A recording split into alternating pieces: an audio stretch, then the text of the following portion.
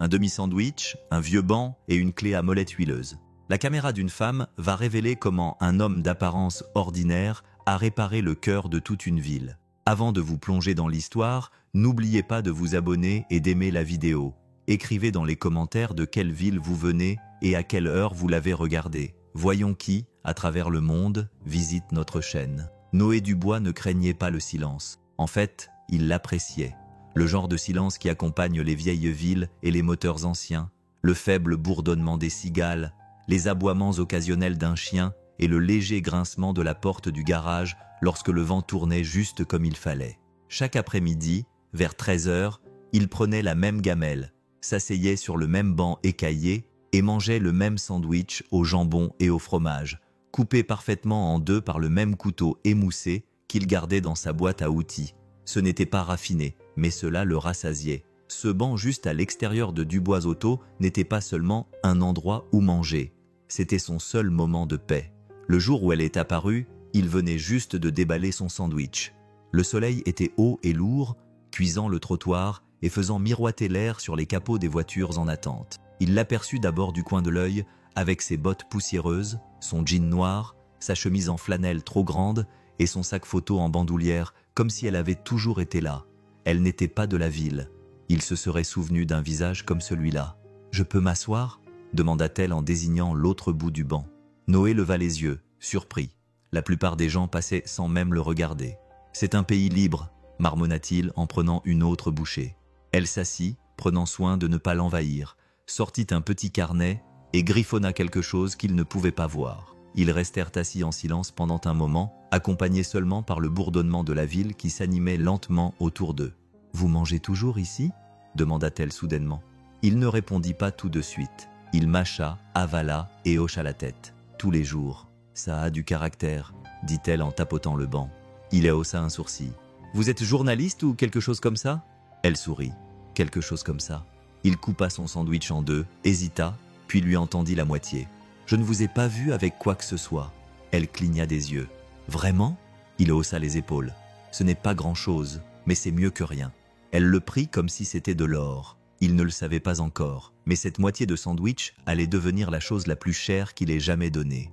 Elle prit une bouchée prudente, comme si elle n'était pas habituée au sandwich emballé dans du papier ciré et qui avait le goût de moutarde et de travail acharné.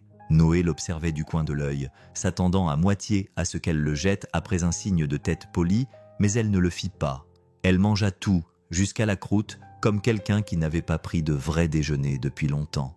« Vous êtes d'ici » demanda-t-il, rompant enfin le silence entre deux bouchées. Elle secoua la tête, repoussant une mèche de cheveux soufflés par le vent derrière son oreille. « Je ne fais que passer. » Il acquiesça comme si cela lui semblait logique. Beaucoup de gens passaient par leur petite ville sans s'y arrêter. Elle devait être l'une des rares à s'être lassée ou perdue en chemin. « Je travaille sur un documentaire », dit-elle d'un ton un peu trop désinvolte, comme si elle s'était entraînée à réciter cette phrase sur la résilience rurale, sur la façon dont les petites villes survivent. Vous savez, ce qui les fait avancer. Noé se pencha en arrière, laissant le soleil lui caresser le visage. « C'est vrai. »« Oui », répondit-elle en baissant les yeux vers son bloc-notes. Dubois Auto avait l'air authentique. Je me suis dit que ça valait le coup de visiter. Noé ne dit pas grand-chose. Il ne parlait jamais beaucoup, mais il sentait que quelque chose clochait. Peut-être était-ce la façon dont elle avait prononcé le mot « authentique », comme si elle décrivait une exposition. Peut-être était-ce l'appareil photo qui restait rangé dans son sac, au lieu d'être pointé vers quoi que ce soit. Elle leva les yeux. « Ça vous dérange si je vous pose quelques questions ?» Officieusement, il sourit, s'essuyant les mains sur son jean. « Ce n'est pas comme si je me présentais aux élections. » Elle ouvrit son bloc-notes. « Pourquoi faites-vous cela ? Faire quoi ? Cela ?» Elle fit un geste autour d'elle. Tenir un garage au milieu de nulle part. Réparer les voitures de gens qui n'en ont probablement pas les moyens. Déjeuner seul tous les jours. Qu'est-ce qui vous motive ? Noé réfléchit à la question. Pas au sandwich. À sa question. Puis il haussa les épaules. Quelqu'un doit bien le faire. Le monde est déjà assez bruyant. Cet endroit. Il tapota le banc, puis le sol sous leurs pieds. Il reste calme, simple, honnête. Elle nota cela comme si cela avait une signification particulière. Il ne le savait pas, mais elle était déjà en train de filmer, mais pas avec une caméra. Pas encore. Elle filmait avec ses yeux, son stylo et un mensonge qu'elle n'avait pas eu le courage de révéler. Elle se présenta le lendemain matin avec un autre manteau et le même carnet. Noé était plongé jusqu'au coude dans le capot d'une Chevrolet 92, fredonnant quelque chose de vieux et de grave quand il entendit le crissement du gravier. Il ne leva pas les yeux, pas tout de suite. Il savait que c'était elle à ses pas hésitants.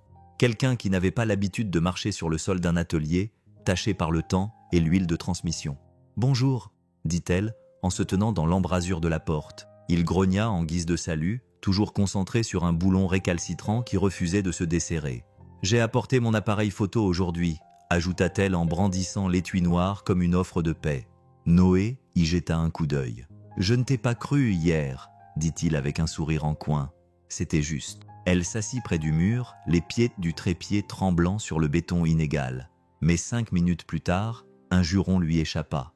Pas fort, pas de colère, juste une frustration silencieuse.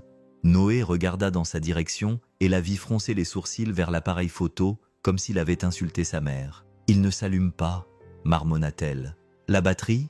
suggéra-t-il. « Elle est pleine ? Je pense que le connecteur est grillé. Ça fait des semaines qu'il y a des problèmes. » Noé s'essuya les mains sur un chiffon et traversa le garage. « Laisse-moi voir. » Elle la lui tendit à contre-cœur, comme un parent qui confie son enfant malade. Il l'examina un instant, puis ouvrit le loquet et ouvrit le dos. Ses doigts bougeaient avec une douce précision, plus lentement qu'avec les voitures, comme s'il ne voulait pas effrayer l'appareil. « Vous avez une clé à douille ?»« Bon, demanda-t-il. Elle cligna des yeux. « Pour un appareil photo ?» Il ne répondit pas, se contenta de se retourner, de marcher jusqu'à sa boîte à outils et d'en sortir un jeu de clés si usé que les inscriptions avaient disparu. Il desserra une plaque, ajusta une vis pas plus grosse qu'un grain de riz et donna un léger coup à la batterie. L'écran se ralluma. Elle le regarda fixement. « Vous plaisantez, il fallait juste y prêter un peu attention », dit-il en lui rendant l'appareil comme si ce n'était pas grand-chose. Mais elle ne le prit pas tout de suite. Elle l'observait maintenant.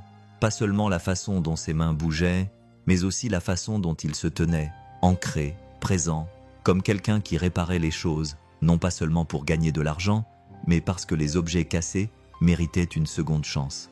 Elle finit par murmurer « Qu'est-ce que tu répares d'autre ?» Noé ne leva pas les yeux, seulement ce qu'il demande. Tout a commencé par une blague. Elle a montré les panneaux dépareillés cloués au-dessus de la porte du bureau. L'un disait « Concessionnaire agréé », l'autre « Attention aux chiens », même s'il n'y avait aucun chien en vue, et elle lui a demandé s'il avait déjà envisagé de changer l'enseigne. Noé a gloussé. « Cet endroit a plus de caractère que moi. Je n'oserais pas le changer. » Puis, sans trop y réfléchir, il lui a fait signe d'entrer. Le bureau sentait l'huile de moteur, la sciure de bois et quelque chose de légèrement sucré, peut-être le pot de bonbons à la menthe à moitié vide sur le bureau, fissuré par le temps. Le bureau lui-même était encombré, mais pas en désordre. Des piles de factures, une radio CB cassée, une tasse à café remplie de stylos qui ne fonctionnaient plus et une petite rangée de polaroïds poussiéreux épinglés sur un tableau en liège au-dessus de tout cela. Elle se pencha. « Qui est-ce » demanda-t-elle en montrant une photo de 2 garçons assis sur un vieux camion rouge, tous 2 couverts de graisse et souriant comme s'ils venaient de gagner le monde. « Mon frère et moi » répondit Noé d'une voix plus douce. « C'était le jour où nous avons reconstruit notre premier carburateur. Papa nous a fait prendre une photo. » Son regard se posa sur les autres photos. L'une représentait un homme à la moustache épaisse, appuyé contre un capot rouillé. Une autre montrait une jeune femme tenant une pancarte « Vendue » devant le garage. « Vos parents ?» Il acquiesça. « Ils ont tenu cet endroit bien avant moi. Papa est décédé il y a 5 ans. Maman, elle a déménagé en Floride. Il fait plus chaud là-bas. » Elle toucha délicatement le bord du tableau en liège, comme si elle ne voulait pas déranger les souvenirs. « Viens », dit-il en lui faisant signe de le suivre. « Tu n'as pas encore vu le vrai trésor. » À l'arrière, sous une bâche et des années de poussière, se trouvait un camion, ou ce qu'il en restait. Son châssis était solide, mais le reste n'était qu'un squelette d'espoir, avec une peinture défraîchie, des pièces manquantes et une plaque d'immatriculation accrochée à un seul boulon rouillé. « C'est une Ford de 68, dit Noé en retirant la bâche avec précaution. « Je la reconstruis petit à petit depuis la mort de papa. » Elle s'accroupit à côté du pneu avant. « Pourquoi ne pas la mettre à la casse ?» Il sourit, les yeux fixés sur le camion comme s'il respirait encore. « Parce qu'il m'a dit que si je la finissais, elle m'emmènerait quelque part qui en vaut la peine. » Et quant à elle ne demanda pas où. Elle n'avait pas besoin de le faire. Elle s'attarda dans le bureau plus longtemps que d'habitude cet après-midi-là. Dehors, la pluie tambourinait sans discontinuer sur le toit en tôle, transformant le garage en un rythme de gouttes et de souvenirs. Noé était assis à son bureau, feuilletant distraitement un catalogue de pièces détachées, tandis qu'elle se tenait près du tableau en liège, faisant semblant d'admirer à nouveau les polaroïdes. Mais ses yeux n'étaient pas rivés sur le vieux camion, ni sur la photo granuleuse de Noé plus jeune. Ils étaient rivés sur la photo dans le coin, décolorée par le soleil, gondolée sur les bords, presque cachée derrière un calendrier suspendu. Une femme en robe d'été, les cheveux au vent. Et à côté d'elle, un petit garçon avec un sourire en coin qui ressemblait beaucoup à celui de Noé. « Celle-ci est différente », dit-elle doucement, sans le regarder. Noé ne leva pas les yeux. « Oui, qui sont-ils » Il hésita. Ses doigts cessèrent de feuilleter le catalogue. La pièce semblait immobile, malgré la pluie. « Ce sont Lila et Matisse », dit-il finalement, d'une voix basse, comme s'il n'avait pas prononcé ces noms à voix haute depuis longtemps. Elle se tourna vers lui. « Ta femme ?» Noé acquiesça lentement. « Matisse était notre fils ?» Il n'y eut ni suite, ni explication, ni précision. Il n'en donna pas, et elle n'insista pas. Mais le poids de ces deux mots, était et était, planait entre eux comme un fantôme. Au bout de quelques instants, il ferma le catalogue et se leva. « Allez, viens, je dois remplacer les plaquettes de frein de la Buick de Madame Callahan. » Sur ces mots, il sortit de la pièce, retournant dans le monde où tout pouvait être réparé avec la bonne clé ou un peu d'huile de coude. Mais elle resta un instant de plus, les yeux fixés sur la photo. Les yeux de la femme sur la photo reflétaient une joie qui semblait suspendue dans le temps. Et le garçon Matisse avait les mains de son père, grandes, douces, faites pour tenir le monde en équilibre. Elle comprit alors que Noé Dubois n'était pas seulement un mécanicien avec de la graisse sous les ongles et des callosités sur les paumes. C'était un homme qui avait autrefois détenu quelque chose d'inestimable et qui l'avait perdu. Certaines histoires n'ont pas besoin d'être racontées. Elles vivent dans les espaces tranquilles, dans une photo posée sur un bureau, dans le silence qui suit un nom. Elle ne lui a jamais dit quand elle avait commencé à filmer. Elle ne pensait pas que c'était le genre d'histoire pour laquelle il fallait demander la permission. Non pas parce qu'il n'aurait pas dit oui, il aurait probablement haussé les épaules et serait retourné à son travail, mais parce que ce qu'elle filmait n'était pas pour le spectacle. Ce n'était pas mis en scène, c'était réel. Et elle avait appris les choses réelles. Les choses réelles n'attendent pas la caméra. Elle a commencé par de petits clips discrets, lui travaillant sous un minivan cabossé, tandis qu'un petit garçon en bottes de cow-boy lui tendait des clés comme si c'était un jeu. Noé ne demandait jamais d'aide, mais il l'acceptait toujours. Puis vint le jour où elle le surprit en train de glisser discrètement des billets de 20 dans une boîte à gants. La voiture appartenait à une mère célibataire avec 3 enfants et un radiateur qui fuyait. « C'est gratuit », lui dit-il. « Gardez-les en sécurité. » La mère n'a remarqué l'argent qu'une fois à mi-chemin. Son visage s'est décomposé lorsqu'elle s'en est aperçue, et cette image est restée gravée dans sa mémoire. Tout comme le regard que Noé a posé sur le sol après coup, comme s'il avait fait quelque chose de tout à fait normal, comme si la gentillesse faisait simplement partie de son travail. D'autres moments ont suivi.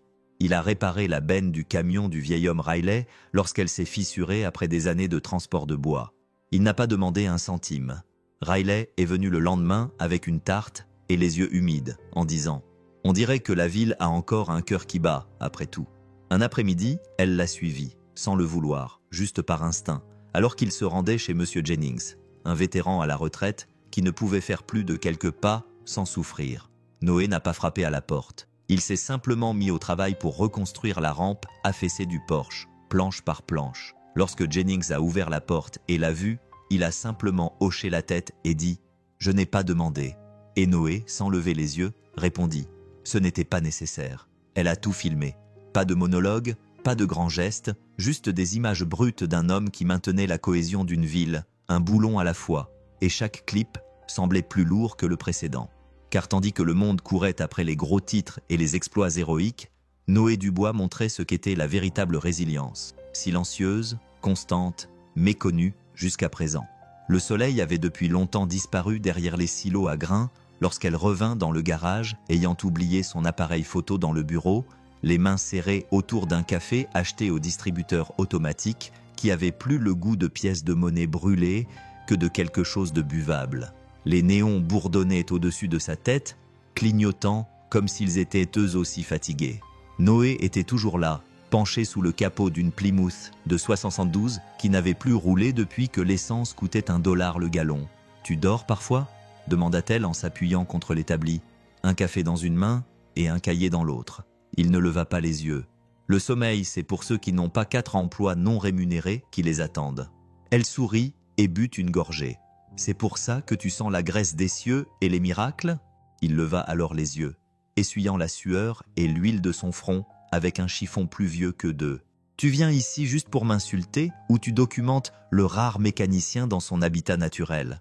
Elle pencha la tête d'un air pensif. En fait, je construis ton histoire d'origine. Chaque super-héros en a besoin.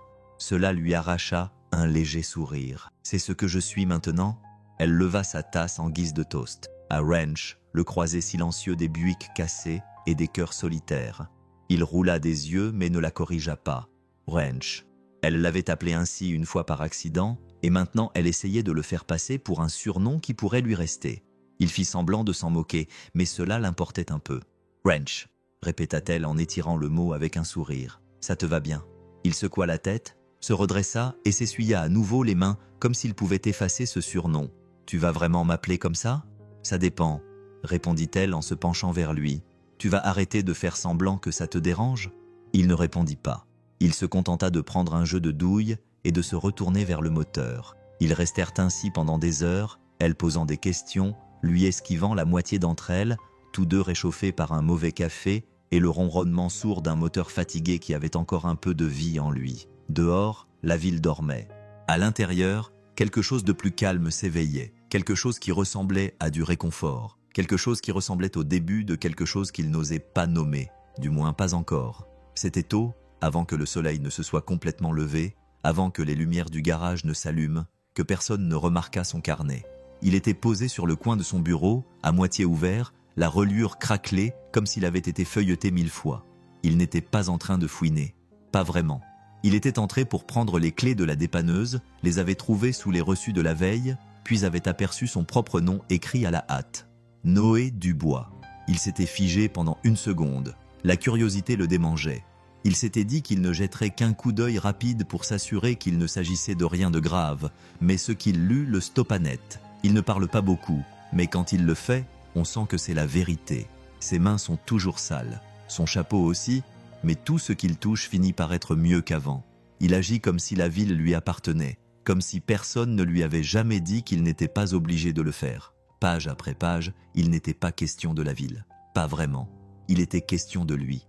Il y avait des phrases qu'il ne reconnaissait pas, des choses qu'elle avait écrites et qu'il n'avait pas dites à voix haute, mais qui transparaissaient peut-être dans la façon dont il serrait les boulons ou restait silencieux quand quelqu'un avait besoin de parler, mais ne savait pas comment.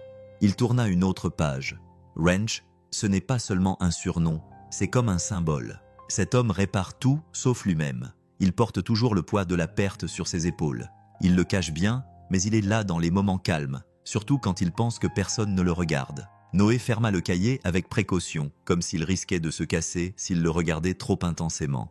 Il resta là un long moment, le fixant comme s'il lui avait révélé quelque chose qu'il n'était pas prêt à entendre. Quand elle entra quelques minutes plus tard, elle ne remarqua pas tout de suite. Elle se contenta de sourire, se frottant les yeux pour chasser le sommeil, et demanda si le remorquage était arrivé. Il acquiesça. Il ne mentionna pas le cahier, ne demanda pas pourquoi sa note ressemblait plus à un éloge funèbre qu'à un documentaire. Mais quelque chose avait changé. Elle le voyait d'une manière que la plupart des gens ne voyaient pas. Pas l'homme dans le garage, mais l'homme derrière le bruit, la graisse et le silence. Et maintenant, il le savait. Tout avait commencé au restaurant Rosie's comme la plupart des choses en ville.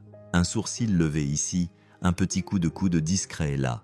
Madame Penwell, qui n'avait pas manqué un seul café du mardi en 20 ans, but une gorgée de thé et demanda assez fort pour que 3 tables l'entendent. Alors, qui est ce cinéaste vêtu de flanelle qui hante l'établissement de Noé comme un chat errant ? Lorsque Noé s'arrêta plus tard dans la journée pour prendre son café noir habituel et une part de tarte de la veille, la salle se tut juste assez longtemps pour qu'il le remarque. Les chuchotements reprirent dès qu'il passa, dissimulés derrière des serviettes et des sourires timides. Il fit semblant de ne pas entendre, fit semblant de s'en moquer. Mais cela le dérangeait, car les gens n'avaient pas l'habitude de le voir avec quelqu'un, et ils n'avaient certainement pas l'habitude de voir quelqu'un comme elle. Un sac photo en bandoulière, un carnet à la main, les bottes éraflées à force d'avoir parcouru 2 fois la ville, elle choisissait de s'asseoir à côté de lui sur le banc du déjeuner tous les jours, comme si c'était un rituel. « Tu crois qu'elle écrit un article élogieux ?» demanda Pierre, le coiffeur, un matin, tout en ajustant le col d'un garçon. « Ou peut-être qu'elle fait partie de ces recruteurs de télé-réalité. Je parie qu'elle a toute une équipe qui l'attend. Elle a un très joli sourire. » Mavis, de la bibliothèque, intervint, et elle écoute vraiment quand on lui parle. Je ne pense pas qu'elle soit là pour se moquer de nous. Les théories variaient. Certaines étaient curieuses, d'autres sceptiques, quelques-unes carrément méfiantes. Pendant ce temps, au garage, elle continuait à venir, l'aidant à balayer le sol, tenant la lampe torchée pendant les réparations tardives, prenant des photos de plaques d'immatriculation rouillées comme s'il s'agissait d'œuvres d'art. Noé ne disait pas grand-chose, mais chaque fois qu'elle riait à une blague idiote, il marmonnait entre ses dents. Il le sentait. Ce petit frémissement qui lui rappelait qu'il était toujours un homme, pas seulement un mécanicien, toujours capable de ressentir quelque chose qui ne sentait pas l'huile et la perte. Un après-midi, elle le surprit en train de la fixer un peu trop longtemps et lui sourit. « Ça va, mécano ?» Il détourna rapidement le regard. La ville en parle. Elle haussa un sourcil et il haussa les épaules, s'essuyant les mains sur un chiffon. Qu'il parle, mais même lui ne pouvait plus l'ignorer. Quelque chose se passait, et la ville n'était pas la seule à le remarquer. Le garage était plus calme la nuit, d'un calme qui ne semblait pas vide, mais simplement serein. Dehors, le ciel était noir d'encre et plein d'étoiles, comme on n'en voit que loin des lumières et du bruit de la ville. À l'intérieur, la Mustang trônait comme un géant endormi au centre du garage, son capot ouvert comme un secret, attendant d'être révélé. Noé se pencha sur le moteur, ajustant une valve d'une main sûre. Elle se tenait de l'autre côté, sa lampe torche inclinée juste comme il fallait, projetant des ombres douces sur ses bras, sa mâchoire, le bord de son froncement de sourcils concentrés. Il travaillait dessus depuis plus d'1 heure, échangeant des outils et des blagues discrètes, celles qui ne signifiaient pas grand-chose à première vue, mais qui laissaient une chaleur derrière elle. Elle tendit la main vers la même clé à douille que lui. Leurs mains se touchèrent. Ce n'était pas juste un effleurement, pas juste un contact passager, c'était le genre de contact qui faisait s'arrêter le temps. Ses doigts effleurèrent ses jointures calleuses, s'attardèrent une demi-seconde de trop, tous deux figés dans ce doux murmure de quelque chose de non dit. Aucun des deux ne se retira immédiatement. Il leva les yeux. Elle aussi. Il y avait une lueur de curiosité, d'hésitation, de quelque chose de fragile et d'audacieux juste sous la surface. Ses yeux cherchaient les siens, comme s'ils essayaient de lire derrière la graisse et le silence. Et pendant un instant, le garage sembla plus petit, plus chaud, rempli d'une attention si silencieuse qu'elle résonnait plus fort qu'un capot claqué. Puis, tout aussi soudainement, le moment passa. Elle lâcha la clé à Molette la première et eut un petit rire, léger et tremblant. Leurs gestes étaient synchronisés. « Tu crois ?» dit-il dans un murmure à peine audible. Ils n'en parlèrent plus cette nuit-là. Le travail continua, le silence aussi. Mais quelque chose avait changé. Rien d'important, rien de dramatique, juste un nouveau genre de calme. Le genre qui survient quand on se rend compte que la ligne dont on n'était pas sûr qu'elle existait a déjà été franchie, et que les deux l'ont remarqué, mais qu'aucun des deux n'est prêt à le nommer. Il l'écrivit tard, après que les lumières du garage se furent éteintes et que la ville se fut endormie. Le genre de nuit où même le vent semblait retenir son souffle. Noé était assis à son établi, la seule lumière provenant d'une lampe poussiéreuse dans le coin qui bourdonnait doucement comme si elle se souvenait de berceuse. Ses mains étaient noircies par l'huile après une longue journée, mais il ne prit pas la peine de les laver. Il sortit simplement le petit carnet relié en cuir rangé dans le tiroir du bas, un endroit que personne d'autre que lui ne touchait. La première page portait encore son écriture « Je t'aime ». Ne travaille pas trop tard, encore une fois. Il la fixa longuement, puis tourna la page et commença à écrire. « Lila, cela fait presque 4 hivers maintenant. Je pensais que cela deviendrait plus facile avec le temps, cette douleur, ce silence. Mais certains jours, je cherche encore ta tasse de café dans le placard avant de me reprendre. Et je t'entends encore fredonner quand le vent souffle juste comme il faut. » Il fit une pause. Une nouvelle personne fréquente le magasin. Elle est différente. Elle voit les choses. Elle voit les gens d'une manière qui vous donne l'impression que vous comptez rien que parce que vous respirez. Je la surprends en train d'observer ma façon de travailler, comme si elle assemblait plus que de simples boulons et courroies. Et quand elle rit, Lila, c'est le genre de rire que l'on ressent dans les côtes, le genre que je pensais avoir enterré avec toi. Je ne lui ai pas parlé de toi. Pas vraiment. Je ne sais pas si je le ferai un jour, mais quand elle s'assoit à côté de moi sur le banc dehors et qu'on partage un sandwich, comme si c'était la meilleure chose qu'on ait mangé de toute la semaine, l'atelier reprend vie. Ce n'est plus seulement un endroit où passer le temps. C'est un endroit qui recèle quelque chose de réel. Je n'essaie pas de te remplacer. Mon Dieu, je n'y arriverai pas même si j'essayais. Mais je pense que tu l'aimerais. Je pense que tu voudrais que je voie où cela nous mène. Il cessa de fixer l'encre, puis ferma le cahier sans le signer. Il ne l'enverrait jamais, mais il savait qu'elle le lirait de toute façon. Le vent se leva rapidement, plus vite que prévu. 1 minute auparavant, le ciel était gris et menaçant. La minute d'après, il s'ouvrit dans un rugissement et la pluie tomba en rideau si épais qu'il brouillait la vue. Les lumières du garage clignotèrent une fois, puis restèrent allumées. À l'intérieur, Noé était coincé à l'arrière d'une Civic, maudissant un boulon qui refusait de bouger, lorsque le premier coup frappa le toit comme un marteau tombé du ciel. Il leva les yeux juste à temps pour voir un panneau de tôle se décoller comme le couvercle d'une boîte de sardines. La pluie s'engouffrait par le trou irrégulier, comme si le ciel avait pris l'eau. La fenêtre du bureau vibrait. Une rafale de vent ouvrit la porte latérale en grand, projetant des papiers sur le sol. Il n'hésita pas. Noé attrapa une bâche sur l'étagère à fournitures. Il grimpa sur l'échelle branlante sans gants, sans réfléchir, ses bottes glissant sur le métal mouillé alors qu'il essayait de fixer le plastique avec des briques et une détermination obstinée. La pluie le trempa en quelques secondes. Le vent fouetta la bâche comme s'il voulait arracher tout le bâtiment de la terre. En bas, elle observait, caméra à la main, le souffle coupé, les yeux écarquillés. Ce n'était pas pour les images, pas vraiment.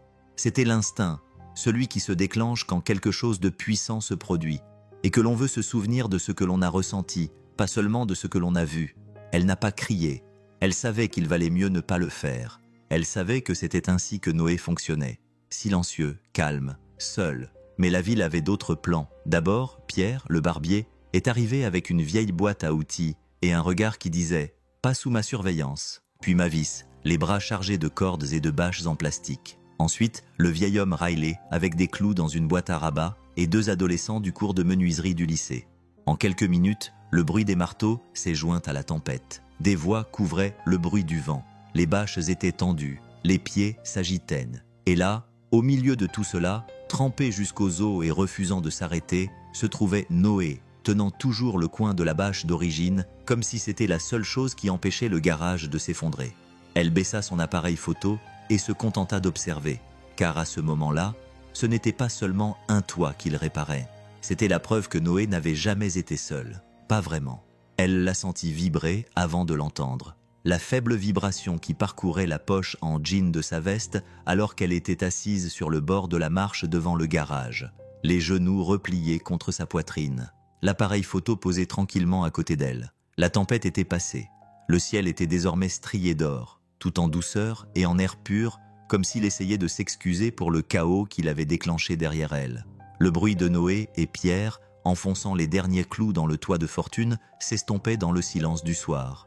Elle a sorti son téléphone, sachant déjà ce qu'il allait dire. Papa, même nom, même heure, même douleur. Elle fixait l'écran, le pouce suspendu juste au-dessus du bouton vert, le cœur battant comme un lent tambour dans sa poitrine. Ce n'était pas la première fois, ce ne serait pas la dernière. Elle avait ignoré 5 appels rien que cette semaine. Elle entendait déjà le message vocal dans sa tête. Calme, répété, sec. Meline, rappelle-moi s'il te plaît, tu inquiètes ta mère. Mais ce n'était pas sa mère qui l'inquiétait, pas vraiment. C'était l'image, le nom, la marque, la fille de Sinclair Automotive, disparaissant dans des villes poussiéreuses avec un appareil photo et sans scénario. Ils ne comprenaient pas, ils ne pouvaient pas comprendre. Leur monde était fait de salles de réunion et de communiqués de presse. Le sien était fait de peintures écaillées, de boîtes à outils rouillées et du rire de Noé lorsqu'elle disait quelque chose de stupide mais d'honnête. Le téléphone continuait de vibrer. Elle le posa sur la marche à côté d'elle et regarda la route. Elle était vide, paisible, réelle. Derrière elle, Noé laissa échapper un sifflement discret et dit quelque chose à propos du toit qui tiendrait bon jusqu'à l'hiver. Elle sourit. Elle laissa le son remplir l'espace que la voix de son père essayait d'envahir. Le téléphone cessa de vibrer. Le silence revint. Elle n'effaça pas l'appel manqué, ne bloqua pas le numéro.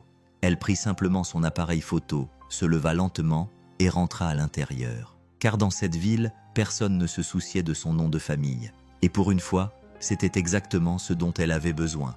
La nuit était calme, comme seules les petites villes savent l'être. Seul le faible bourdonnement des grillons à l'extérieur et les aboiements occasionnels d'un chien qui connaissait probablement les affaires de tout le monde venaient troubler le silence. Elle s'assit en tailleur sur le sol du garage, jouant avec la mise au point de son appareil photo. Elle ne filmait pas, elle tripotait simplement son appareil. Noé était appuyé contre l'établi, les bras croisés, le regard fixé sur la vieille enseigne au néon qui clignotait faiblement dans la fenêtre. Dubois auto. Elle leva les yeux vers lui, l'objectif captait la lumière et clignotait comme un clin d'œil. « Pourquoi restes-tu vraiment » demanda-t-elle. Il ne répondit pas tout de suite, se contenta de se lever de l'établi et de marcher vers le centre du garage, comme s'il avait besoin d'être au milieu pour s'expliquer. Ses doigts effleurèrent le capot d'une voiture sur laquelle ils avaient tous deux travaillé toute la semaine. Il s'arrêta près du mur où était accrochée une photo défraîchie, son père en combinaison, tenant une clé à molette comme une épée. « Cet endroit, c'était celui de mon vieux », dit-il finalement. Il l'avait créé avec rien d'autre qu'une boîte à outils et une enseigne qu'il avait peinte lui-même. Il travaillait 6 jours par semaine, parfois 7. Il ne se souciait pas de devenir riche, il voulait juste être quelqu'un sur qui les gens pouvaient compter. Elle se tenait debout, observant lentement son visage pendant qu'il parlait. Sans réserve, sans artifice, juste honnête. « Je détestais ça », dit-il avec un demi-sourire. L'odeur de graisse sur mes vêtements, la façon dont il ramenait le travail à la maison comme s'il s'agissait d'un deuxième enfant. Je jurais que je ne prendrais jamais la relève. Je voulais partir, je voulais voir plus grand, mieux. Alors, qu'est-ce qui a changé ? Demanda-t-elle doucement. Il regarda la photo, plus calme à présent. Il est tombé malade rapidement. Il n'a pas eu le temps de tout m'apprendre, juste assez pour que je puisse m'en sortir. Après son décès, je me suis dit que je dirigerais l'entreprise jusqu'à ce que je puisse la vendre. Mais ensuite, la voiture de Madame Callahan est tombée en panne, puis le vieux Riley a eu besoin de faire réparer ses freins, et soudain, ce n'était plus seulement son entreprise. C'était la mienne. Il se tourna vers elle, le regard fixe. Ce garage, c'est la seule chose que j'ai construite qui m'est semblée importante. Chaque coupure aux jointures, chaque moteur que j'ai remis en état, c'est ma façon de le garder en vie. Et pour la première fois depuis son arrivée, elle n'avait pas besoin de poser d'autres questions. Elle avait déjà sa réponse. Elle lui dit pendant le déjeuner. Même banc, même sandwich, coupé en 2 comme d'habitude. Mais sa voix n'avait pas son ton taquin habituel. Et elle ne le regarda pas dans les yeux lorsqu'elle lui tendit sa moitié. « Je pense que j'ai assez de matière pour le documentaire », dit-elle en serrant sa chemise en flanelle autour de ses épaules. Même si le soleil était chaud, Noé ne répondit pas tout de suite. Il prit une bouchée, mâcha, regarda fixement la rue tranquille, comme s'il attendait autre chose, quelque chose de plus vrai. « Oui », dit-il finalement, d'une voix calme. « Je suppose que cela signifie que tu vas partir. » Elle acquiesça. « Oui, j'ai quelques endroits en vue, d'autres villes, d'autres histoires. » Il marmonna brièvement pour signifier qu'il avait compris et prit une autre bouchée de sandwich. Pas de dispute, pas de surprise. Mais elle remarqua la façon dont sa mâchoire se crispa, la façon dont son pouce caressa le bord du papier ciré sans qu'il baisse les yeux. « C'est tout ?» demanda-t-elle doucement. « Pas de dispute ? Pas de discours ?» Noé haussa les épaules. « Ce n'est pas à moi de demander à quelqu'un de rester qui n'a jamais eu l'intention de le faire. » Elle essaya de sourire, mais celui-ci fut crispé. « Tu rends les choses vraiment difficiles. Tu le sais, n'est-ce pas ?» Il la regarda, puis la regarda vraiment.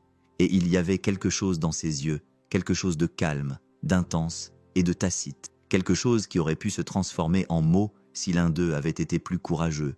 Mais il se contenta d'acquiescer. « Tu t'en sortiras bien où que tu ailles. Les gens aiment entendre parler de ceux qui n'abandonnent pas. » Elle rit doucement. « C'est drôle, c'est ce que j'allais dire à ton sujet. » Le silence entre eux s'étira, confortable, lourd. Elle fouilla dans son sac et en sortit l'appareil photo qu'elle posa délicatement sur le banc entre eux. « Je ne filme pas aujourd'hui, » dit-elle. « Je voulais juste m'asseoir ici une dernière fois. » Il ne lui demanda pas pourquoi sa main s'attardait si longtemps sur la sangle de l'appareil photo, ni pourquoi elle clignait des yeux plus vite que d'habitude lorsqu'elle détournait le regard, mais il le sentait. Ce changement subtil, comme lorsque les adieux ne sont pas encore tout à fait réels. Elle disait qu'elle partait, mais ses yeux murmuraient tout autre chose. Les étoiles apparurent tôt, dispersées dans un ciel velouté, comme si quelqu'un avait renversé un pot de lumière sur l'obscurité. La tempête des jours précédents avait purifié l'air, rendant tout plus net, plus propre. Les grillons chantaient dans l'herbe au-delà du terrain, et le bruit lointain d'un train de marchandises qui passait roulait doucement et régulièrement en arrière-plan. Ils s'assirent côte à côte sur le vieux banc, comme toujours. Entre eux, un sandwich coupé en deux, emballé dans du papier ciré. Pas de cérémonie d'adieu, pas de discours, juste deux personnes enveloppées dans le genre de silence qui ne survient que lorsque les mots semblent trop insignifiants. Elle balançait doucement ses bottes, ses talons tapotant les lattes de bois sous eux, son épaule assez proche pour effleurer la sienne, mais pas tout à fait. Noé ne bougeait pas, ne s'agitait pas, il était simplement assis, les coudes sur les genoux, les yeux rivés sur le ciel. « Je n'aurais jamais pensé rester aussi longtemps », dit-elle finalement, sans le regarder. « Je m'en doutais », murmura-t-il. « Mais je suis resté », ajouta-t-elle, « à cause de toi. » Il ne répondit pas, se contenta de déballer sa moitié de sandwich et prit une bouchée, comme s'il n'avait pas entendu le poids de ses paroles. Mais il l'avait entendu. Il l'entendait toujours. Elle sourit, faiblement et avec lassitude. « Daravad, tu as déjà pensé à partir ?»« Tout le temps, » répondit-il.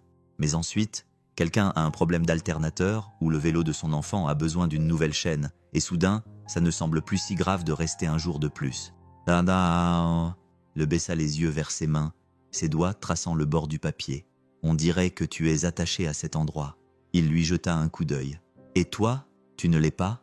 Da bon, tias. Elle ne répondit pas.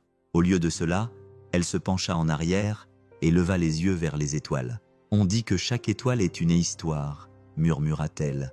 Des millions d'entre elles s'éteignent avant même que nous ayons pu les voir. Noé suivit son regard. Je suppose que cela fait de nous des chanceux, alors de pouvoir voir celle-ci.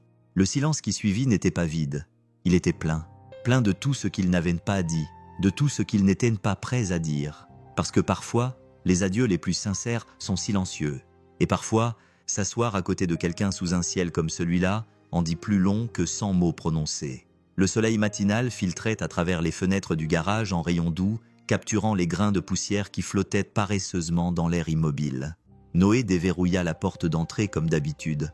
Même rythme, même clé, même grincement des vieilles charnières, mais quelque chose semblait différent avant même qu'il n'entre. Une sorte de vide, comme si les murs savaient qu'elle était partie avant lui. Sa place habituelle près du banc était vide. Pas de tasse de café, pas de cahier, pas de bottes appuyées contre le côté de l'établi. Juste le silence. Un silence trop profond. Il traversa le garage d'un pas assuré, vérifiant les baies, actionnant les interrupteurs, ignorant le petit nœud qui se formait dans sa poitrine. Lorsqu'il entra dans le bureau, il s'arrêta net. Sur le bureau se trouvait son appareil photo, ni oublié, ni perdu, mais laissé là. La sangle était soigneusement enroulée autour de la base, le cache de l'objectif était bien fermé, le petit écran LCD était tourné vers le haut, comme s'il l'attendait. Un post-it jaune était posé dessus, légèrement recourbé sur les bords. « Pour toi ?» Rien de plus. Noé ne le toucha pas tout de suite. Il resta là, à le fixer, comme si l'objet risquait de disparaître s'il clignait trop fort des yeux. Il savait ce que cela signifiait. Elle n'avait pas simplement quitté la ville. Elle avait laissé cela. Le projet, la distance, le mur qu'elle avait érigé avec son objectif. Il s'enfonça dans le fauteuil derrière le bureau et alluma lentement l'appareil. L'écran s'illumina. Pas de menu, pas d'instruction, juste un bouton de lecture déjà sélectionné. Il appuya dessus. La vidéo démarra. Des extraits défilèrent à l'écran. Lui réparant des voitures, riant avec des enfants, donnant son déjeuner à quelqu'un qui ne le lui avait pas demandé. Une image tremblante de lui sous le capot au coucher du soleil. De la graisse sur sa mâchoire. Le doux murmure d'une voix féminine derrière l'objectif qui disait « Voilà à quoi ressemble la réalité ». Ce n'était pas seulement un documentaire. C'était une lettre d'amour en images animées. Noé déglutit péniblement, une main toujours sur la caméra, l'autre posée sur le bois usé du bureau, à l'endroit même où se trouvait son mot. Elle était partie, mais elle avait laissé la vérité derrière elle, et il ne savait pas ce qui le touchait le plus, le silence ou le fait d'être enfin vu. La caméra semblait plus lourde qu'elle n'en avait l'air, comme si elle contenait plus que du métal et des souvenirs. Noé était assis dans l'arrière-boutique, la porte entr'ouverte, le reste du garage bourdonnant faiblement derrière lui. Dehors, la vie suivait son cours comme d'habitude. À l'intérieur, elle était figée sur une seule image. Ses mains réglaient la courroie de distribution d'une vieille Chevrolet. De la graisse molle maculait son avant-bras. Une douce patience se dégageait de sa posture. Il appuya sur « Play ». L'écran devint noir, puis sa voix, sans narration, sans script, juste guidée. Une image de la ville apparut. La rue principale à l'heure dorée. des enfants à vélo passant devant le restaurant, Pierre balayant le trottoir devant son salon de coiffure, le genre de ville que les gens traversent sans s'arrêter, sans jamais se rendre compte qu'ils viennent de passer devant le monde entier de quelqu'un. Puis vint le garage. Elle l'avait filmé comme s'il était sacré, du bois auto sous le soleil matinal, le banc avec 2 moitiés de sandwich, les portes ouvertes du garage qui encadraient Noé comme une photo qui avait toujours attendu d'être prise. Il n'y avait pas d'interview, pas de musique de fond, juste des sons réels. Le bruit des clés angulaires, le grincement du tabouret du garage, les rires qui résonnaient entre les boîtes à outils, puis les petits moments. Une mère célibataire venant chercher sa voiture, les larmes aux yeux lorsqu'elle a trouvé l'enveloppe sur le tableau de bord. Un garçon tendant une clé à Noé, rayonnant lorsqu'il a réussi. La voix cassée de Riley murmurant « Merci » lorsque la rampe était terminée. Mavis le serrant dans ses bras, comme si on venait de lui dire que le monde était à nouveau sûr. Puis vint la partie qui fit réfléchir Noé. Un gros plan de ses mains, tenant la photo de Lila et Matisse. Le silence qui suivit. Sa voix, plus douce cette fois, remplit l'espace. Certains hommes réparent des moteurs, d'autres réparent ce qui ne peut être nommé. Cet homme fait les deux sans jamais demander de reconnaissance, mais il est temps que quelqu'un le fasse. Le dernier plan le montrait assis sur un banc, buvant un mauvais café, regardant le matin comme s'il attendait quelque chose qu'il avait déjà trouvé. L'écran devint noir, puis le titre apparut. Dubois, The Heart Behind the Hood.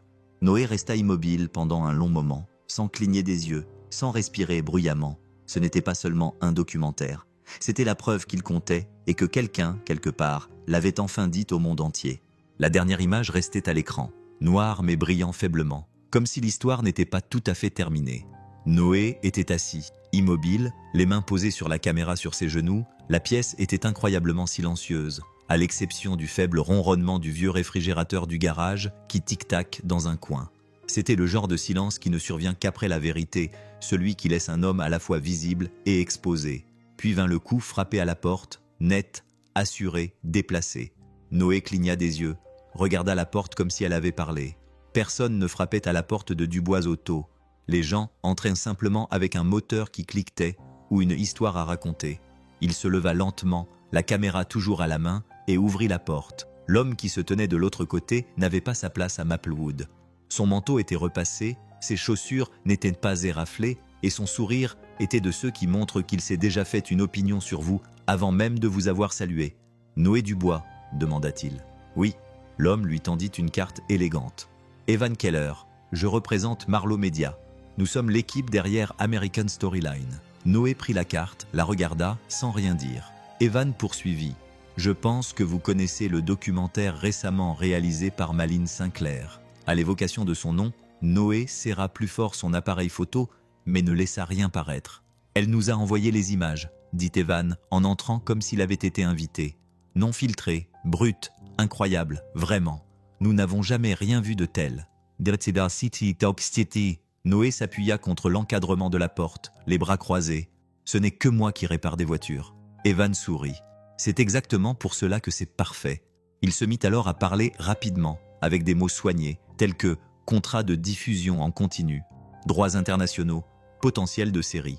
Il voulait construire tout un segment autour de l'Amérique rurale, des histoires humaines, du vrai courage, et au centre de tout cela, Dubois Auto. « Tu serais le visage de la campagne, » dit Evan. « L'homme honnête dans un monde malhonnête, le mécanicien philosophe. » Noé cligna des yeux. « Tu as répété cette réplique ?» Evan rit, sans s'en soucier. « Pas autant que ton ami qui n'a rien répété et qui a quand même fait quelque chose de magnifique. » Noé jeta un coup d'œil derrière lui vers la caméra qui brillait encore sur le bureau. Il ne répondit pas tout de suite, car quelque chose était en train de se passer, quelque chose de plus important que les boulons et les plaquettes de frein. Et pour une fois, il ne voulait pas le réparer. Il voulait voir où cela mènerait. L'enveloppe arriva 2 jours plus tard, épaisse, lourde et bien trop élégante pour une boîte aux lettres qui ne contenait généralement rien d'autre que des catalogues d'huile et des factures en retard. Noé la trouva coincée maladroitement parmi le désordre habituel, sa feuille d'or scintillant sur le gris terne de l'univers d'un mécanicien. Aucune adresse de retour, juste son nom, imprimé proprement et centré. Noé Dubois. Il la porta à l'intérieur comme si elle pouvait se casser. Dans le bureau, il l'ouvrit lentement, en prenant soin de ne pas déchirer le papier. À l'intérieur se trouvait une carte en relief qui ressemblait plus à une invitation de mariage qu'à autre chose. Les lettres brillaient faiblement. Vous êtes cordialement invité à la première privée de Dubois, The Heart Behind the Hood. Jeudi, 19h, Marlowe Theater, New York City. Accès VIP. Tenue de soirée exigée. Noé posa la carte sur le bureau à côté de sa tasse de café et la regarda comme si elle était écrite dans une autre langue. New York. Cela aurait tout aussi bien pu être la lune. Il se cala dans son fauteuil, les mains sur les cuisses, le cœur battant entre incrédulité et malaise. Il pouvait réparer un moteur les yeux bandés. Il pouvait souder un châssis fissuré pendant un orage. Mais entrer dans un cinéma où des inconnus regarderaient sa vie sur un écran de 9 mètres, où il verrait des moments qu'il ne savait même pas qu'elle avait filmés, cela lui semblait impossible. La clochette au-dessus de la porte d'entrée tinta, et la voix familière de Pierre retentit. « Tu es là, mécano ?»« Oui, » répondit Noé, les yeux toujours fixés sur la carte. Pierre se pencha, s'essuyant les mains sur son tablier. « On dirait que tu viens de lire ta propre nécrologie. » Noé fit glisser l'invitation sur le bureau. Pierre siffla doucement. « C'est chic ?» Noé acquiesça lentement. « Trop chic ?» Pierre le regarda en plissant les yeux. « Alors, tu vas y aller ?» Noé ne répondit pas tout de suite. Il regarda par la fenêtre le chantier, la rouille, la poussière, l'endroit que son père avait construit à la sueur de son front et avec fierté. C'était chez lui. Il s'y sentait en sécurité. Mais cette carte n'était pas seulement une invitation, c'était un choix. La nouvelle se répandit plus vite qu'il ne l'avait prévu, probablement plus vite qu'elle n'aurait dû. Pierre jura qu'il n'avait rien dit, mais Noé savait bien que ce n'était pas vrai. Cet homme était incapable de garder un secret plus longtemps qu'une clé à molette dans un feu de graisse. Le lendemain matin, Rosie lui glissa un biscuit supplémentaire au petit déjeuner pour calmer ses nerfs, et Mavis, de la bibliothèque, était déjà en train de chercher dans son grenier quelque chose qui ressemblait à une tenue de soirée. « Tu vas devenir célèbre ?» lui dit-elle avec un clin d'œil en lui mettant dans les mains un blazer bleu marine délavé. « Essaie de ne pas trébucher sur le tapis rouge. » Noé se contenta de grogner et garda la tête baissée. Mais à l'intérieur, tout était en train de changer. La porte du garage grinçait toujours de la même façon. L'établi vacillait toujours. Le café avait toujours le goût d'un regret brûlé. Mais les gens le regardaient différemment maintenant, non plus comme quelqu'un qui réparait leur pot d'échappement ou faisait tourner leurs pneus, mais comme s'il portait en lui quelque chose de rare et de précieux qu'il venait seulement de remarquer. Le vieux Riley est venu faire tourner ses pneus et est reparti sans payer, marmonnant « C'est pour la maison, pour une fois, c'est toi l'histoire ». Les élèves du cours de menuiserie du lycée s'arrêtaient avec leurs cahiers, posant des questions qui ne les intéressaient pas auparavant. Quel couple utilisez-vous sur un ancien essieu Ford? Est-ce qu'elle vous a vraiment surpris en train de reconstruire cette Chevrolet, les yeux bandés? Certains étaient fiers, d'autres étaient sceptiques. Tu ferais mieux de ne pas commencer à pratiquer les prix new-yorkais, l'a averti Madame Callahan en déposant sa Buick. D'autres encore l'ont simplement regardé longuement et ont dit doucement « Il était temps ». Noé n'a pas dit grand-chose, il a juste hoché la tête, réparé ce qui devait l'être et rangé la caméra dans le tiroir du bureau. Toute cette attention le mettait mal à l'aise. Mais la ville lui facilitait la tâche, car ces gens, imparfaits, désordonnés, loyaux, se moquaient des premières et des invitations chics. Il savait qui il était avant que les caméras ne tournent. Il l'avait vu ramper sous les voitures sous la pluie, se présenter à des funérailles, rester tard sans autre raison que parce que quelqu'un le lui avait demandé. Célèbre ou non, il restait Noé Dubois. Et pour eux, cela suffisait déjà. La décision fut prise tranquillement, comme la plupart des choses dans la vie de Noé.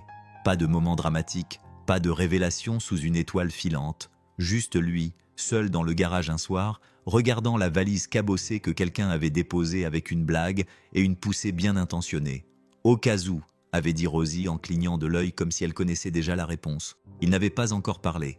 Il n'avait pas beaucoup de choses à emporter. Quelques chemises propres, une veste qui ne sentait pas le diesel, le blazer que Mavis lui avait prêté, même s'il était trop serré aux épaules. Il resta longtemps debout devant la valise ouverte, tenant une cravate comme si c'était un objet étranger, avant de la jeter de côté et de marmonner. Personne n'achète l'honnêteté dans une cravate.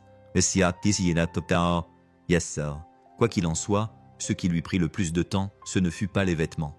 Ce fut la clé à molette. La rouille adhérait encore à l'acier et le manche avait été usé jusqu'à prendre exactement la forme de la main de son père. Tout près de l'extrémité, juste en dessous de l'endroit où son pouce venait naturellement se poser, les initiales GH avaient été gravées avec quelque chose de tranchant et de désespéré. La seule trace laissée par son père dans le monde, en dehors du garage. Noé la regarda longuement. « Cette clé avait aidé à construire cet atelier, à réparer des essieux cassés, à soutenir des blocs moteurs et, plus d'une fois, à réparer une amitié qui commençait à vaciller. Il l'avait utilisé le jour où son père était devenu trop malade pour soulever quoi que ce soit de plus lourd qu'une tasse de café. Il l'avait utilisé le jour où la voiture de Lila n'avait pas démarré avant de se rendre à l'hôpital. Il l'avait utilisé le jour où elle avait quitté la ville, son appareil photo à la main, le cœur dans les yeux. Ce n'était pas seulement un outil, c'était un lien. Il l'enveloppa délicatement dans une serviette, la plaça au fond de la valise et la ferma d'un geste définitif. Lorsqu'il éteignit les lumières du garage et sortit, le froid le frappa, vif et réel. La ville était calme. Son camion l'attendait au bord du trottoir. Une partie de lui se demandait s'il devait rester. Mais le reste, la partie gravée dans ses mains calleuses et l'espace juste sous ses côtes, savait qu'il était temps.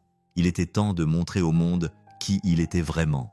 Et il était temps d'emporter un morceau de chez lui avec lui, au cas où les lumières de New York ne seraient pas aussi chaleureuses. La ville le frappa comme un coup de poing dans la poitrine. Des lumières partout, du bruit dans toutes les directions, des gens qui se déplaçaient rapidement, parlaient encore plus vite, habillés comme s'ils sortaient tout droit des magazines qu'ils n'avaient jamais eu le temps de lire. L'air bourdonnait d'ambition et de parfum. Les taxis klaxonnaient comme des signes de ponctuation. Et quelque part au-dessus de lui, un panneau d'affichage diffusait en boucle l'image d'une personne souriant trop fort pour quelque chose qui n'avait aucune importance. Noé ne s'était jamais senti aussi petit. Il se tenait devant le Marlowe Theatre dans un blazer qui ne lui allait pas tout à fait. Son billet à la main, il le regardait sans cesse, comme s'il pouvait disparaître. La marquise au-dessus affichait le titre Dubois, le cœur sous le capot, son nom juste en dessous, en lettres dorées éclatantes. On aurait dit que cela appartenait à quelqu'un d'autre.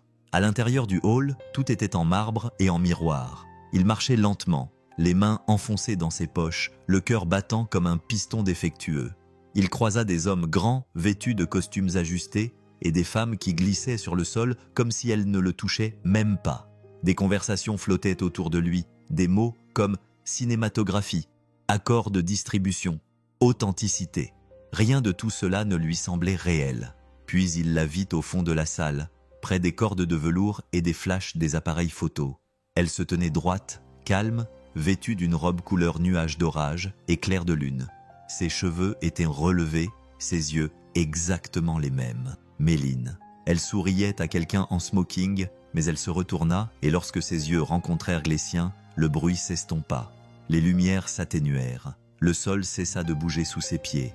Elle traversa lentement la pièce, ses talons claquant comme les aiguilles d'une horloge, comptant les secondes jusqu'à quelque chose d'inévitable. « Noé Dubois », dit-elle, la voix un peu essoufflée, comme si le fait de le voir lui coupait le souffle juste assez pour lui rappeler qu'elle était encore humaine sous ses airs raffinés. « Tu es très élégant », dit-il, bien que sa voix se brise à mi-chemin. Elle rit, doucement, sincèrement. « Tu as apporté la clé. » Il acquiesça, l'enveloppant dans une serviette comme si elle était fragile.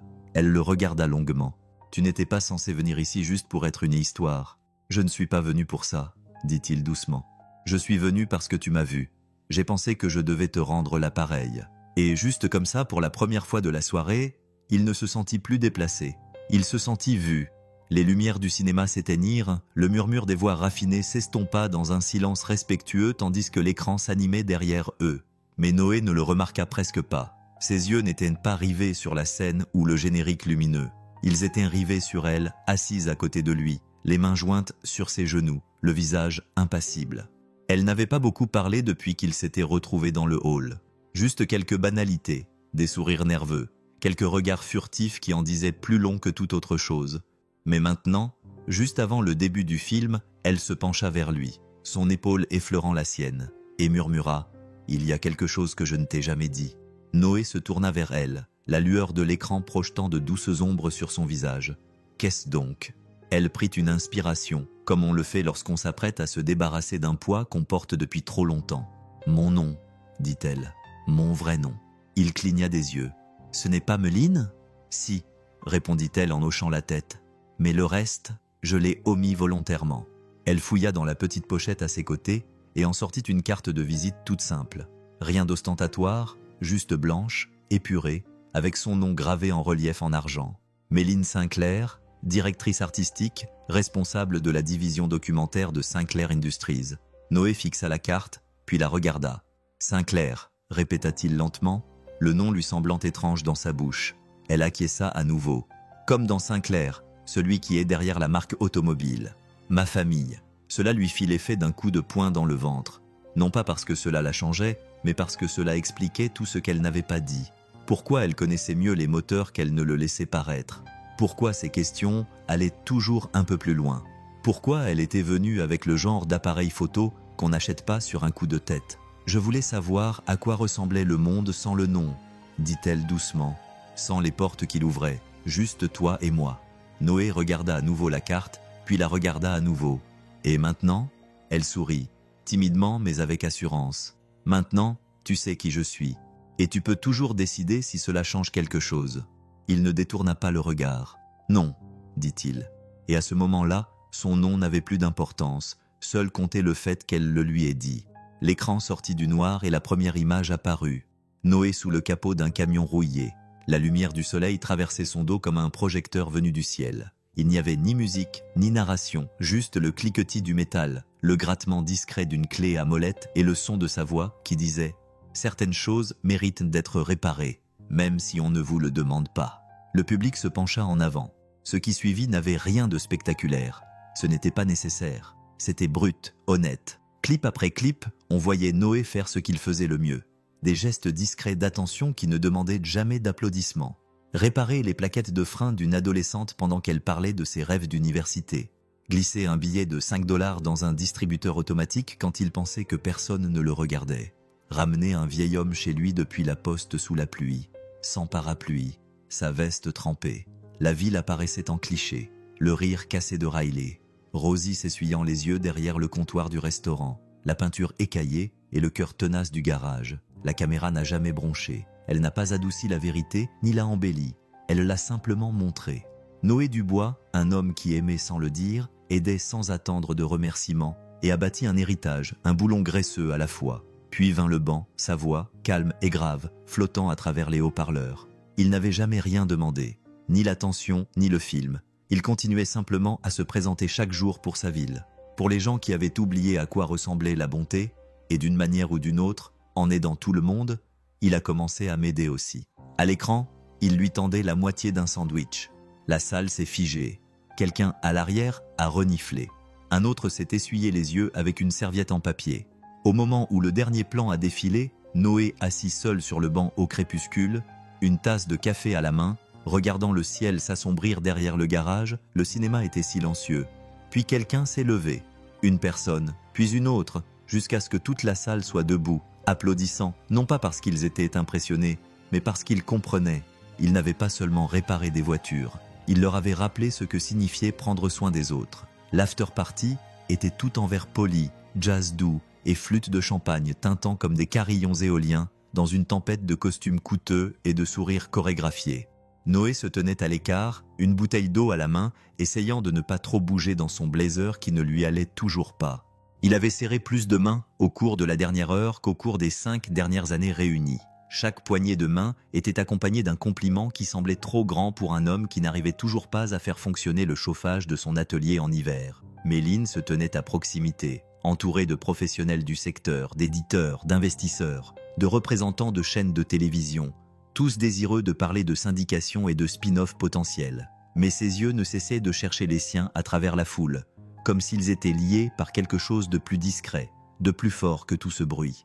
Puis, l'une des membres de son équipe, une femme nommée Clarissa, qui respirait la confiance en elle, s'approcha, un dossier à la main. « Noé, dit-elle en souriant, j'espère que vous ne m'en voudrez pas d'être aussi direct. » Il haussa un sourcil. « J'ai grandi avec Riley et Pierre. Je ne sais être que direct. » Elle rit. « C'est vrai. » Elle ouvrit le dossier et le fit glisser doucement vers lui sur la table haute. À l'intérieur se trouvaient des documents bien présentés, clairs, organisés d'une manière qui lui donna le vertige.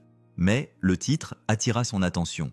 Proposition de terrain pour une initiative communautaire d'éducation mécanique. « Nous voulons construire quelque chose », expliqua Clarissa d'une voix douce. « Un programme pour les villes défavorisées, les enfants sans repères, sans compétences pratiques. Nous voulons que vous nous aidiez à construire des garages comme le vôtre. Enseignez ce que vous savez, pas seulement la réparation de moteurs, mais aussi la construction d'un avenir. » Noé fixa le dossier, silencieux. Ses doigts effleurèrent le bord de la proposition comme s'il ne voulait pas la salir. « Tu voyagerais », ajouta-t-elle. « Pas tout le temps, juste assez pour allumer quelques feux là où c'est nécessaire. »« Pourquoi moi ?» demanda-t-il. Méline intervint alors, d'une voix basse et assurée. « Parce qu'ils feront confiance à quelqu'un qui a vécu cela. Pas à un costume, pas à un script. À toi. » Il regarda tour à tour Méline, le dossier, puis la foule, qui continuait de s'agiter autour d'eux. Noé ne dit pas oui, mais il ne dit pas non non plus. Au lieu de cela, il glissa le dossier sous son bras et dit la chose la plus « Noé » qui soit. « Je vais y réfléchir, mais je vais emporter une clé à molette, au cas où. » La terrasse sur le toit était plus calme que la salle de bal en dessous, un endroit réservé à ceux qui avaient besoin d'air et d'un peu de distance par rapport au bruit de la fête. Noé se tenait près de la balustrade. La ville s'étalait sous ses yeux comme une machine scintillante trop grande pour être comprise.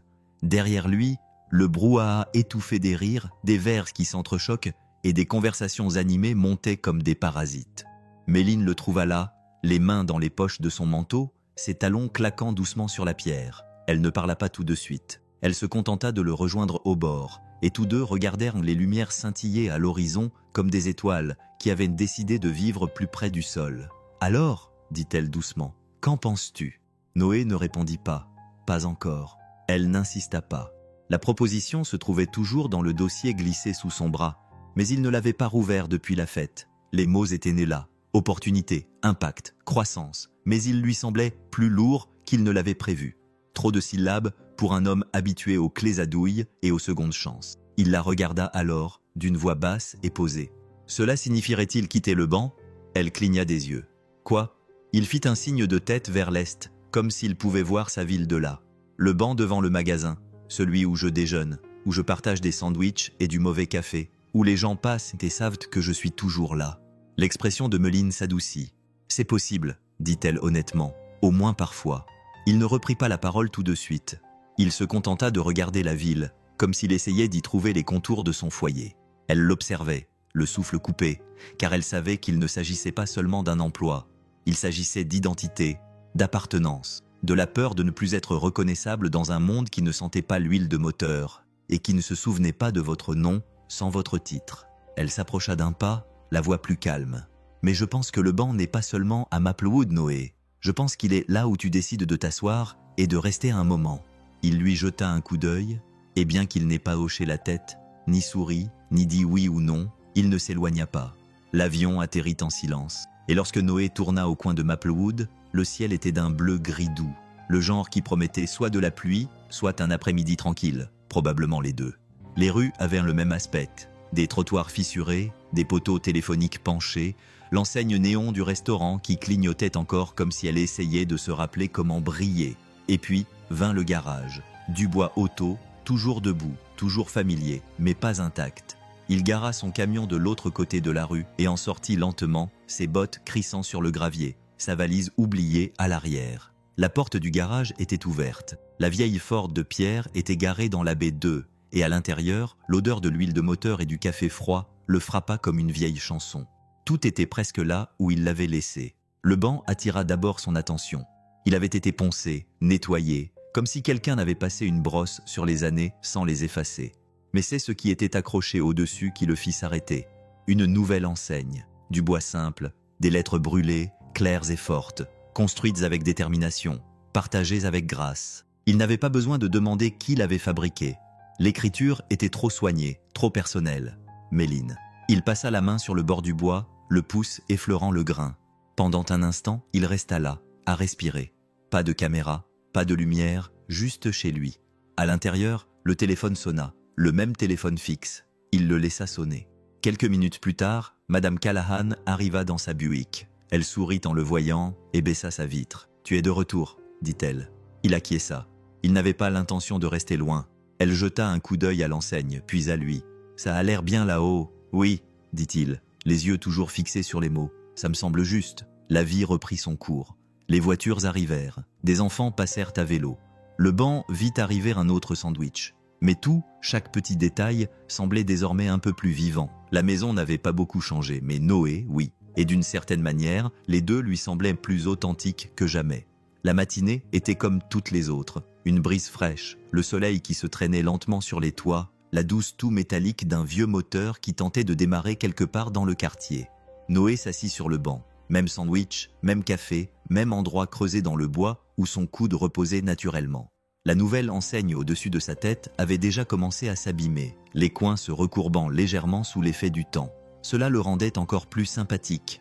Puis il la vit. Pas de talons, pas de sac photo, pas de chemise en flanelle et de jean pour faire semblant d'être décontracté, juste Méline. Les cheveux attachés, des baskets usées aux orteils, 2 tasses de café à la main, de la vapeur s'échappant entre elles. Pas de programme, pas de discours, juste elle. Elle s'approcha lentement de lui, comme si elle ne voulait pas troubler le calme. « Vous avez changé l'enseigne », dit-elle en s'arrêtant devant le banc. Il leva les yeux. « J'ai pensé qu'il était temps. Je l'aime bien », dit-elle en lui tendant l'une des tasses. « Vous le prenez toujours noir ?» Il la prit en hochant la tête. Il a toujours le goût du regret. Mais oui. Elle rit, s'assit à côté de lui sans demander la permission, sans installer de caméra, sans prendre de notes, juste le silence et le doux tintement des couvercles en plastique lorsqu'ils prirent tous deux une gorgée. Pendant un moment, ils ne diront pas grand-chose, et ils n'en avaient pas besoin. « Comment s'est passée la première ?» demanda-t-il finalement. Elle haussa les épaules. « Tout le monde veut savoir ce que je vais faire ensuite. Je leur répète que je suis encore en train de réfléchir à ce que je viens de faire. »« Et le nom ?» demanda-t-il. Sinclair est toujours à la recherche de gros titres. Elle esquissa un petit sourire. « Laisse-les faire. Pas moi. » Il acquiesça, regardant une feuille flotter sur le trottoir. « Alors, qu'est-ce qui te ramène ici ?»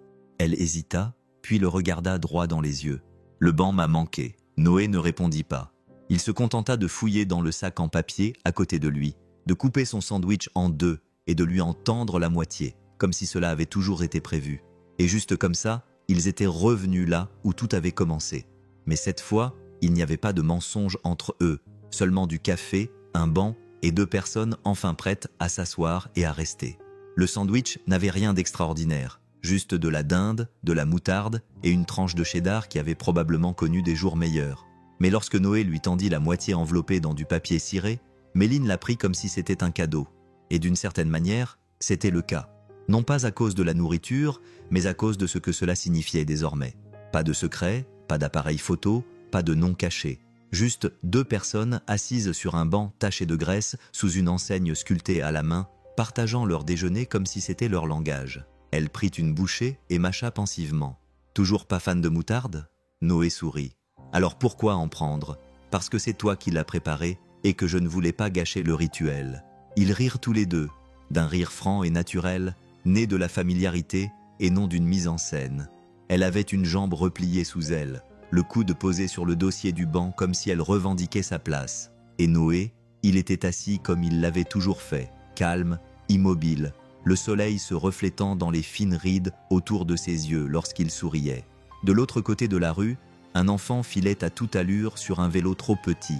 Un chien aboyait sans raison particulière, et le vent transportait une odeur d'huile de moteur et quelque chose de légèrement sucré. Peut-être une tarte de chez Rosis. As-tu déjà pensé à ce qui se serait passé si je t'avais dit qui j'étais dès le début ? Demanda-t-elle. Noé se pencha en arrière, sirotant son café. Cela aurait tout changé. Elle acquiesça, pour le meilleur ou pour le pire. Il la regarda, lentement et délibérément, pour moins honnête. Elle laissa passer un instant, puis sourit à nouveau, plus discrètement cette fois, plus sincèrement. « Je suis contente que tu m'aies pardonné. »« Je ne t'ai pas pardonné, » dit-il. « Tu n'as simplement jamais cessé de venir. » Elle haussa les sourcils, se plissa, en signe de fausse offense. « C'est la norme, » dit-il en souriant. « C'est un début. » Ils restèrent assis là jusqu'à ce que le sandwich soit terminé, jusqu'à ce que leurs doigts se frôlent en nettoyant les miettes, jusqu'à ce qu'un silence s'installe entre eux, un silence qui semblait annoncer quelque chose plutôt que s'évanouir. Le premier sandwich avait tout déclenché, le deuxième, c'était comme un commencement. Tout a commencé avec un étranger, un appareil photo autour du cou, marchant lentement comme s'il ne voulait pas manquer la magie. Il s'est présenté au garage et a demandé si c'était bien le banc. Noé a pointé du doigt, hochant la tête une fois, ne sachant pas trop quoi dire. L'homme a pris une photo, s'est assis tranquillement et a regardé la rue comme s'il s'attendait à ressentir quelque chose de sacré. À la fin de la semaine, 3 autres ont suivi, puis une douzaine. En moins d'1 mois, Dubois Auto est devenu moins un garage et plus une destination. Les gens venaient de partout, certains avec des questions, d'autres avec des appareils photos, d'autres encore simplement pour serrer la main de Noé. Ils se moquaient bien des vidanges d'huile ou des plaquettes de frein. Ce qui les intéressait, c'était cet homme qui donnait son déjeuner et réparait des choses sans demander de remerciements. Cet homme qui ne savait pas qu'il faisait une différence jusqu'à ce que le monde le lui dise. Les touristes prenaient des selfies devant l'enseigne. Rosie a commencé à vendre des sandwichs qu'elle appelait les ranch spéciales au restaurant. Même Pierre a ajouté une coupe Haze à son menu de barbier. Juste une coupe basique, sans chichi, sans fioritures, comme Noé. Mais il ne s'agissait pas seulement d'attention.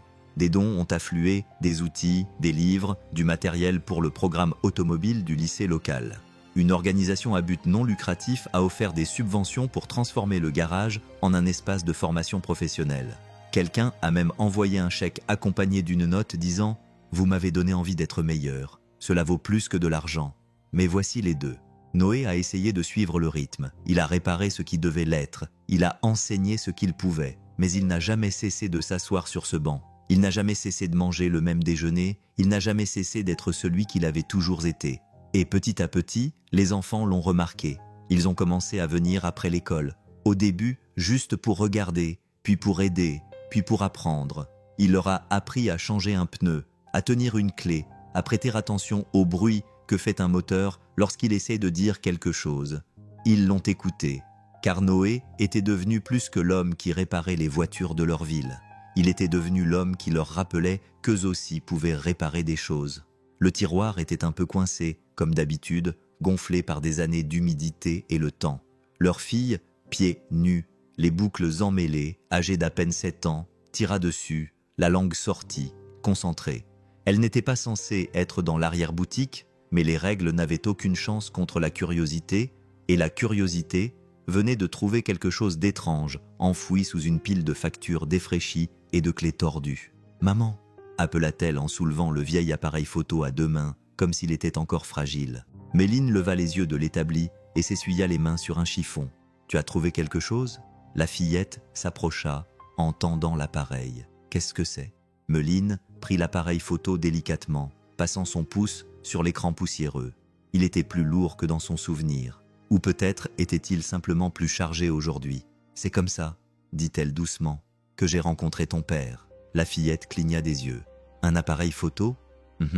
Méline sourit en s'asseyant par terre à côté d'elle. « Je suis venu ici pour filmer une histoire sur les petites villes, les gens authentiques et ce que signifie vivre de tout son cœur. »« Tu l'as trouvé ?»